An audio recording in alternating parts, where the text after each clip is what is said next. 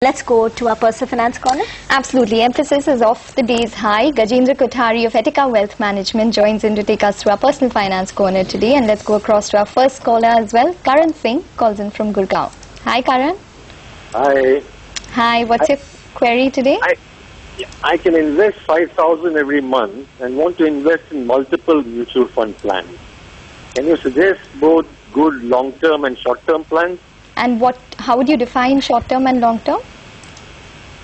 Short-term less than a year, long-term beyond 3 years. Okay. All right. Gajendra, over to you. Yeah. Hi, Karan.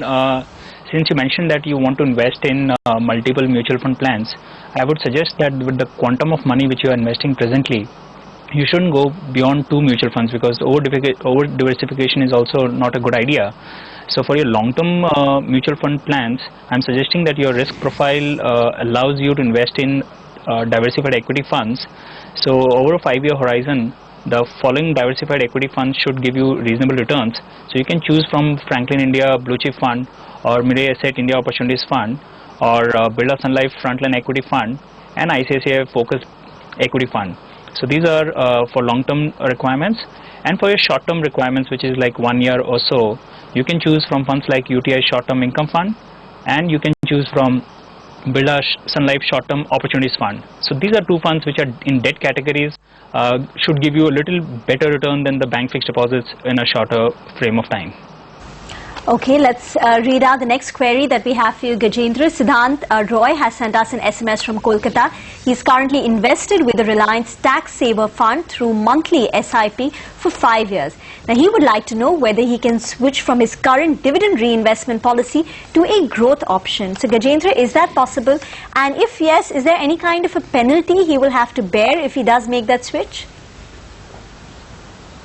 Yes, Siddhant, this is a very tricky question because you're doing an SIP in a tax saving fund. So each SIP installment which you're investing in will have a 3-year lock-in period.